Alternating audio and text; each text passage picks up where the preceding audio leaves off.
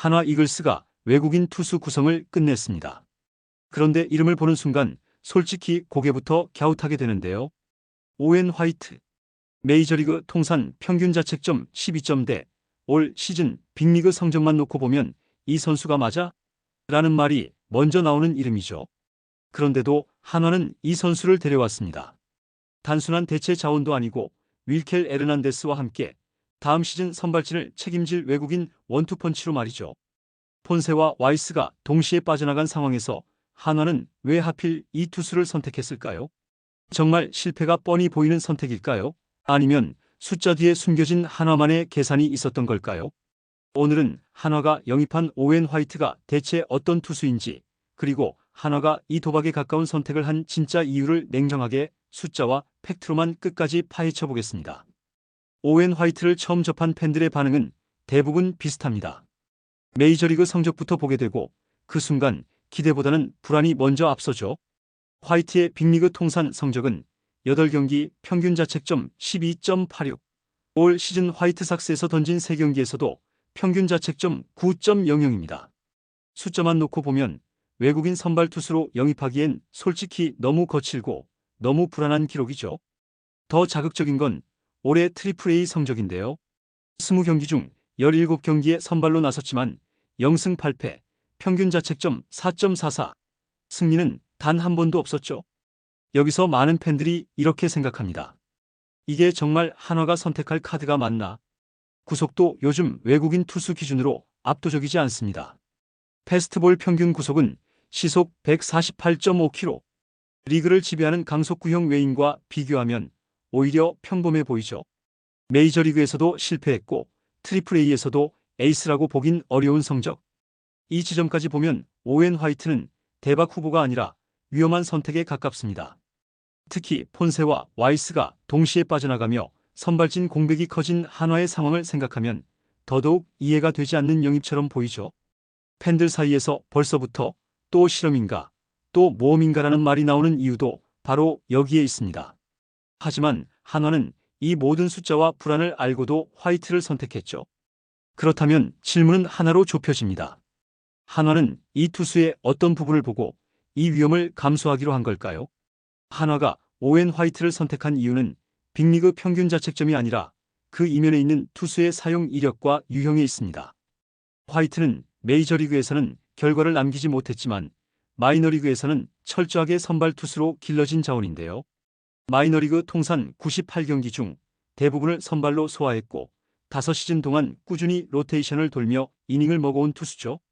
한화가 주목한 건 바로 이 부분입니다. 단기 불펜용이 아니라 시즌을 버틸 수 있는 선발 경험과 몸 관리 이력이죠. 여기에 화이트의 구종 구성이 더해집니다. 포심 패스트볼을 중심으로 스위퍼와 커터를 주무기로 사용하고 상황에 따라 싱커와 체인지업, 커브까지 던질 수 있는 멀티 구종 투수죠. 구속은 압도적이지 않지만 구종 폭이 넓고 좌우 움직임이 큰 공을 던질 수 있다는 점은 KBO 타자들에게 까다롭게 작용할 수 있는 요소입니다. 특히 스위퍼와 커터 조합은 KBO처럼 좌타 비중이 높은 리그 환경에서 충분히 무기가 될 수 있죠.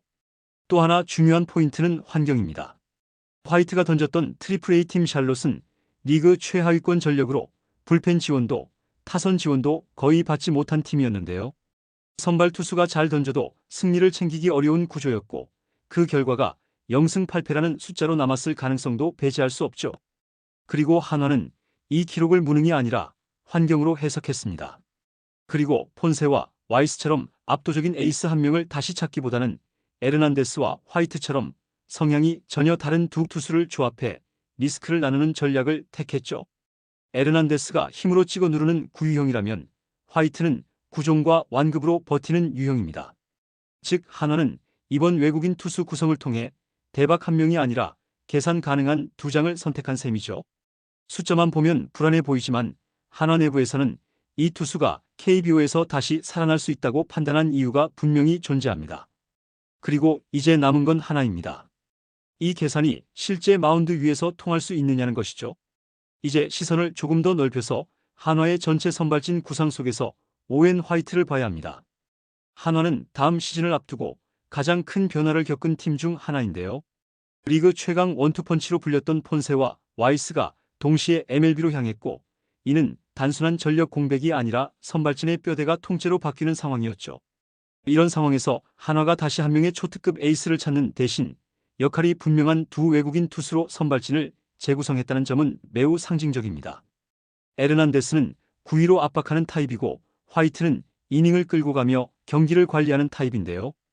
여기에 류현진이라는 확실한 중심축이 있고 문동주라는 미래 자원이 버티고 있죠. 이 조합 속에서 화이트에게 요구되는 역할은 분명합니다.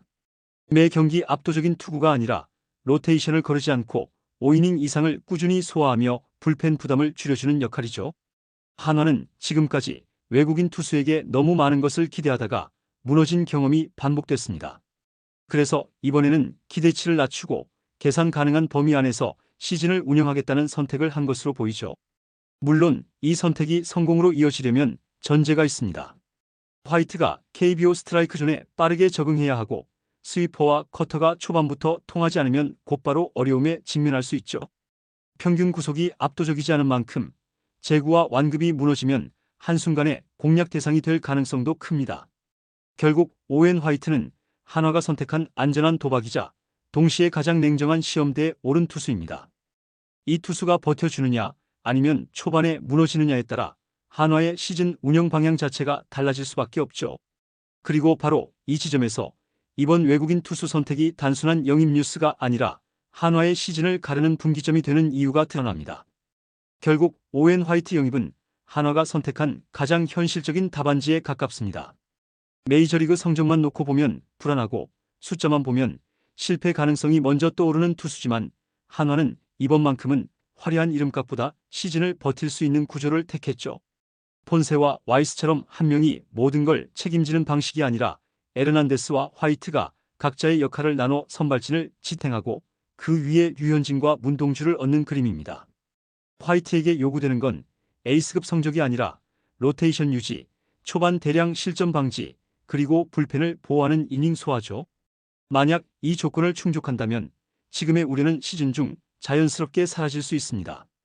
반대로 초반 3-4경기에서 제구와 변화구가 통하지 않고 KBO 타자들에게 빠르게 읽힌다면 한화는 또 한 번 외국인 교체라는 악순환을 맞이할 수도 있습니다. 그래서 이 영입은 대박과 쪽박의 문제가 아니라 한화가 얼마나 냉정하게 시즌을 운영할 수 있느냐를 가르는 시험대입니다. 오웬 화이트는 한화의 미래를 책임질 투수가 아니라 한화가 올 시즌을 어떤 팀으로 치를 것인지를 보여주는 상징적인 선택이죠. 이 선택이 계산된 성공으로 남을지 또 하나의 아쉬운 실험으로 기록될지는 결국 마운드 위에서만 증명될 수 있습니다. 이번 영상은 여기서 마치겠습니다. 재밌게 보셨다면 구독과 좋아요, 알림 설정 부탁드려요. 그럼 오늘도 시청해주셔서 감사합니다.